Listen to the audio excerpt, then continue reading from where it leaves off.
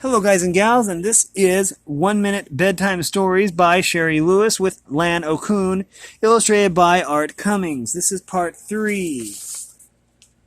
And in the last one, we read some pretty good, interesting stories. If you want to see those, they are in the previous video. We read Dumpling and the Golden Goose, Why the Cat Washes After Meals, The Man Who Buried His Money, The Sorcerer's Apprentice, and The Mouse's Wedding. In this one, we will read 2, 3, 4. Okay. Quite a few. We'll be reading 5 of these 1-minute stories. So, which take me more than a minute to read, and I get that. Okay. Okay, the first one is A Bell for the Cat. Okay, so there's, looks like a cart horse, and then there's the mice, and then there's that wicked-looking cat, and then there's the mice, mass mouse meeting, and then this. Okay. Once a young miller, looking for a place to do his work, which was grinding kernels of wheat into flour, came upon an old mill that had never been used in 100 years. Finding it to his liking, he moved in, only to discover that the mill was overrun with mice.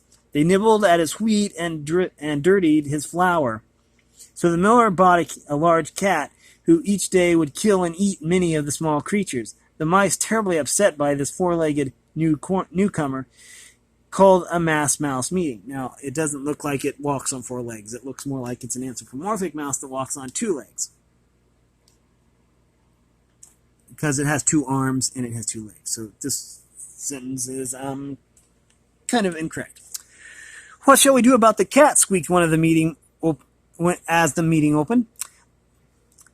Squeaked one as the meeting opened. But there was only silence until a wise old gray mouse spoke up. Let's put a bell around the killer cat's neck. Then, every time it moves, we'll hear him, and we'll be able to run and hide. Wonderful, piped up another one. Let's make it a brass bell.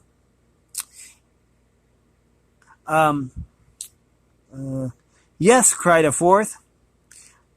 And a big brass bell at that. Right, squealed the mouse. And let's tie the brass bell with a blue bow. Well, you should have heard them. They all laughed and clapped and cheered until a tiny brown mouse said, Marvelous idea, fellows, but which one of you will hang the bell around the cat's neck? Then there was sudden silence, and since no one was brave enough to volunteer, the mass mouse meeting quickly broke up. The very next day, all the mice moved away from the old mill, and neither the miller nor the miller's cat ever saw them again. Up next, we have The Emperor's New Clothes. This one is extra fun. I do remember this one. I believe that Disney did this with like The Emperor's New Groove, where the king turned into a llama or something. I don't remember. I've never actually seen that movie, but I've always wanted to. Anyways, it says, Once there was an emperor who was very vain. 2 men came to his castle one day and told him that they could weave very beautiful clothing that could not be seen by silly folk, but only by wise people.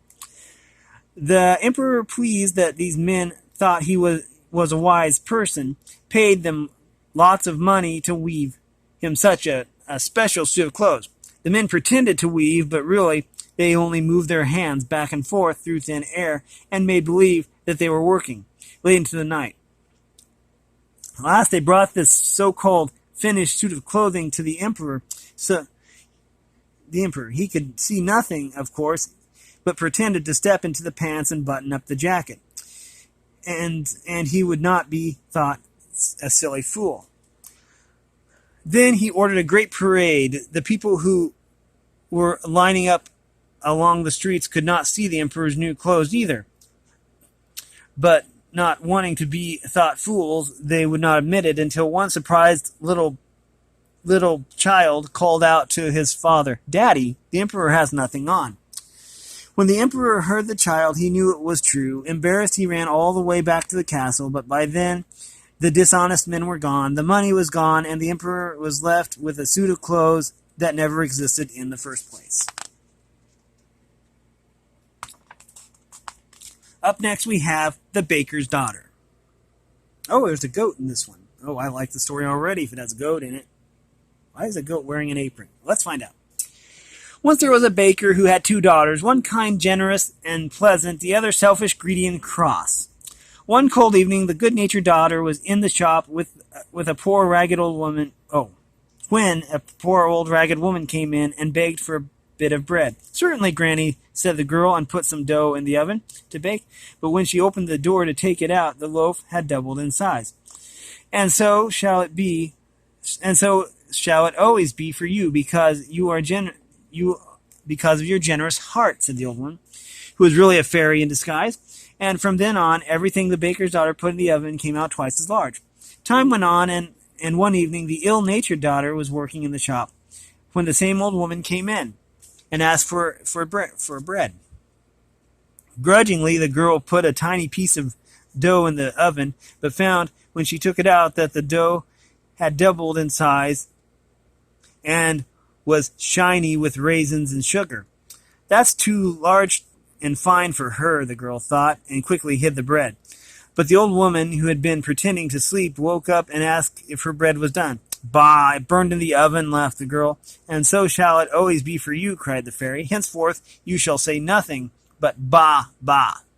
And with those words, the girl turned into a goat and clattered out the door. So I guess that's the daughter, the goat. I believe, let me see something here.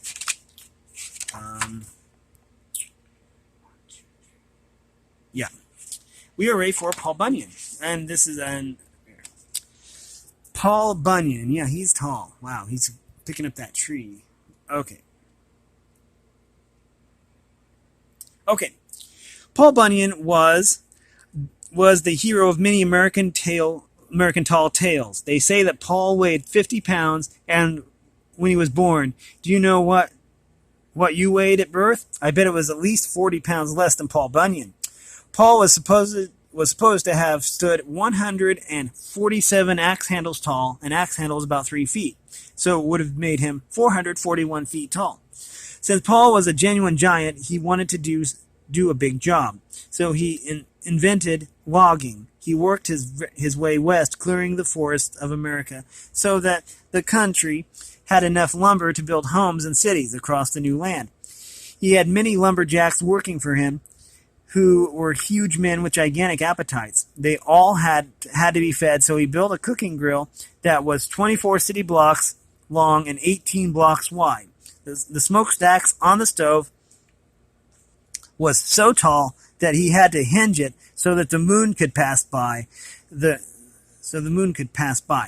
cook had to ride a big bucking bronco to get from one end of the grill to the other, and it took a team of farm horses to pull the wagon holding the salt and pepper across the table. Paul had 200 cooks cooking for him day and night, but they couldn't turn over enough pancakes to feed all of the lumberjacks. So Paul put a piece of popcorn into each flapjack, and when they were cooked on one side, they popped up into the air and flipped themselves. Wow. So that leaves the big family in the little house. Once there was a poor man who had many troubles.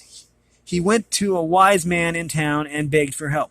"My wife, my father, my 6 children, and I all live crowded together in a tiny little house. We trip and bump into each other all day, have little room to sleep, and no privacy. What shall I do?" The wise man considered a moment and then said, "How many animals do you have in your barn?" "A cow, a goat, a pig, and some chickens," the man answered. "Good. Go home and take all the animals into the house with you," the wise man said. The poor man was surprised, but he did as he was told, and the following day he was back. What a terrible thing you've had me do," he said. "The animals are into everything. They have turned the house into a dirty barn. They have eaten our food, and we have to sleep standing up." The wise man thought again and said, "Now go home and take the animals out of the house." The poor man hurried home and did so. The next day he was back smiling. "With the animals out of the house, it seems quiet and peaceful now," he said. "And with no animals around, it is so clean. And my wife and children, my father and I, have so much more room in which to eat and sleep. Thank you for helping us. I'd give anything to be as clever as you are."